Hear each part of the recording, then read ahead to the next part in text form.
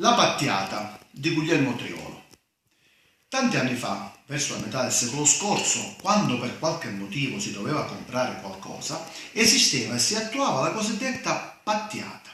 Il metodo consisteva, per dirla con modalità attuale, nel fare un'indagine di mercato. La procedura era ben tracciata in tutti i suoi aspetti, niente di improvvisato, era tutto canonizzato e definito.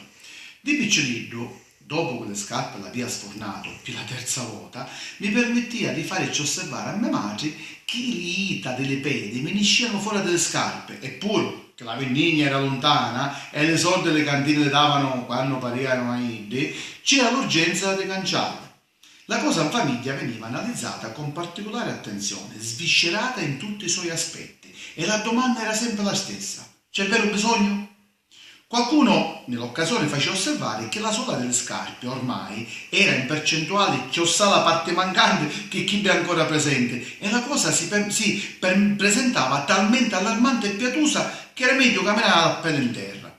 Questa discussione di solito durava una decina di giorni. Finalmente si arrivava alla decisione tanto aspettata: le scarpe salivano a cattare e le soldi o c'erano o arrivano a affacciare. Presa la decisione familiare, si procedeva alla divulgazione della notizia, tattica preventiva più non si fa sparlare del vicinato.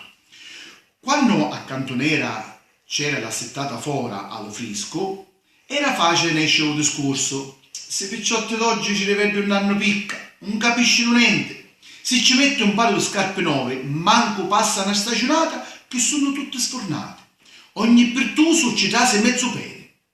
Per mio figlio non devo scappare un passaggio giorno che ci magliere a gepezzare tutte le pertuse che ci fa. Su picciotto le pelle lave pesante come un zappone. D'una pedate a tutte le bagne, le scarpe da un midere sbidere sono sempre spuntettate. Che fa? Da stione signor Costretta a escere fuori e pattiano un paro nuovo. Già il discorso fatto a Cantonera con i vicini e l'effettiva uscita per l'ipotetico acquisto delle scarpe di solito passava un paio di mesi. Tutto doveva decantare. La notizia data doveva arrivare nelle case, poi aspettare il ritorno che doveva dare le indicazioni possibili. In altre occasioni, magari mentre si era intenti a scattare la frutta in qualche carretto di ambulante fermatosi appunto alle Cantonera, la vicina di casa, dopo aver riflettuto sul da farsi in maniera del tutto spensierata, di botto, vedendo mia madre tra una cucuzza per frire e un fascio di neve fresca, ne scende un discorso delle scarpe con profonda convinzione dettata da un'accurata conoscenza del campo, dichiarava: Missinedda ave scarpe di tutte le colori e di tutte le maniere, e aggiungendo dava elementi convincenti: i prezzi lave buone e sapendoci fare una carezza ce la fa sempre, non si fa tanto priare. Lo saccio, cliente, ci sogno. La nisciuta tanto desiderata arrivava nel momento meno atteso. La voce della chiamata era ferma e decisa: vestiti, niscemo e pattiamo ste scarpe. La contenzizza era vestiti, mi metti a camminare in una ventina di metri avanti e ogni tanto girava più forte e ci diceva: corri, spedugliati che mi serve, chiudi. L'arrivo davanti alla vetrata del negozio era subito notata dal titolare, che essendo una vecchia conoscenza usciva tutto sorridente e con fare amichevole salutava mia madre dicendogli: Cicci, ma che sto tuo figlio è? Che figlioranni che ha? È bello e assomiglia tutta a tia. Intanto la invitava ad entrare nel negozio. Alla giasuta scarpe, scarpicelli ne pigliava una catasta, e mentre ne faceva ridere ne vantava che erano rinforzati, e Italiano ci diceva che manco a cannonate l'avesse usato tutte queste scarpe. Ma tutto era messo a tacere con una semplice battuta: tu non conosci Pia. Il negoziante, sempre con fare educato ma un po' severo, rivolgendosi verso di me con sorriso sulle labbra, mi ripeteva 2 o 3 volte: siete indolito, coccio di calia, sì. Ah, che fortuna che avevamo a questi picciotti, senza dirgli con le soldi che ne avessimo a fare, campani. Avendo delle soldi, rispondeva mia madre. Ad ogni battuta era un controattacco, ad ogni articolo, dopo le osservazioni di grande vanto rituale, seguiva il prezzo del prodotto. A quel punto le cose si guastavano, complicazioni ne venivano quante gli. Tutto era puro che si era giornata di sole che spaccava le peti, non si metteva a giuniare e a chiovere quasi per merato. Qualsiasi prezzo veniva enunciato dal negoziante dava a mia madre un senso di offesa, che subito ribatteva: tu sto prezzo è mia, non me la fare. Ad ogni prezzo c'era una lamentela tanta, le discussioni per me erano un dramma, e assente dei prezzi lo nervoso di mia madre che aumentava, ma guardava sempre per lo braccio e mi tirava e mi diceva fuori, e avanti e di sotto e di capo, e buono braccio mi stai scippando. Insomma, era sempre un tutto un movimento, poi mi allentava e un momento mi tirava, insomma. Ma quando mai? Subito tirava al re e poi mi tirava sotto e pisce proprio mi stava scippando lo braccio. La tattica di chiarimento si faceva subito: di scemo per pattiare, no per accattare. Ci diceva Messinetta. Sta scena teatrale da commedia drammatica funzionava da deterrente. Già alle prime battute il prezzo si era enormemente ribassato. Diciamo che si era quasi dimezzato. La cosa non bastava. La ditta Mi la penso e dopo si vidi dava quasi per certo la possibilità di un ulteriore sconto che si aggirava attorno al 10%.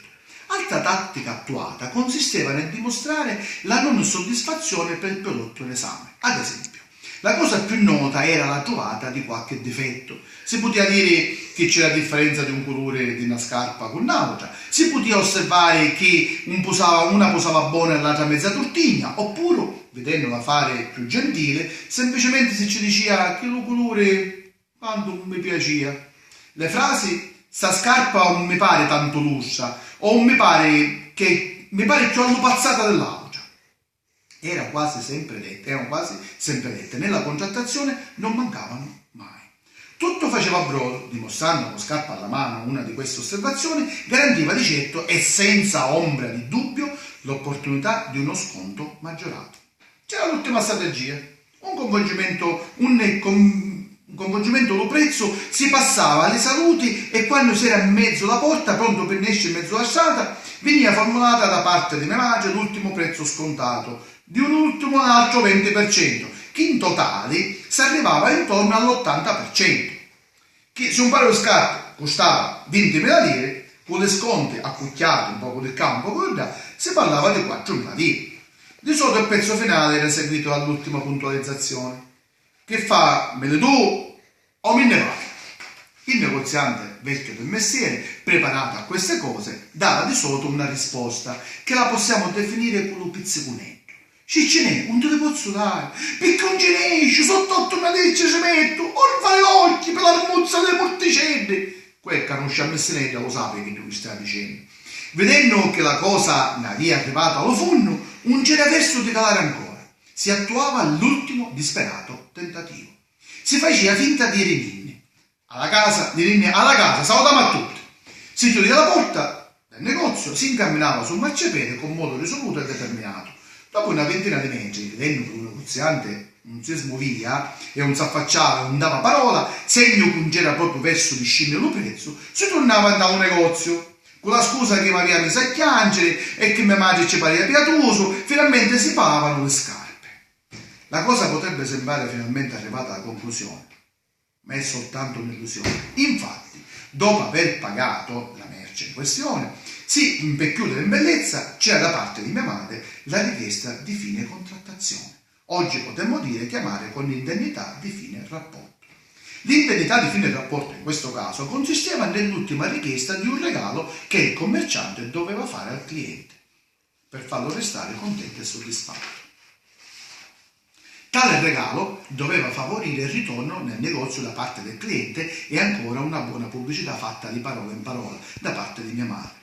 Alla maniera solenne si rispondeva: ma dare un paro di lazza, un luce dello stesso colore e un calzascarpe.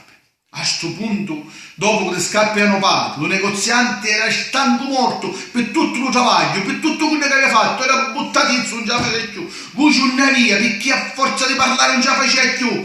Insomma, era quasi disposto a nascere sordi, a basta che se nia, dicendoci: tecca, basta che sei contento tu, siamo tutti contenti.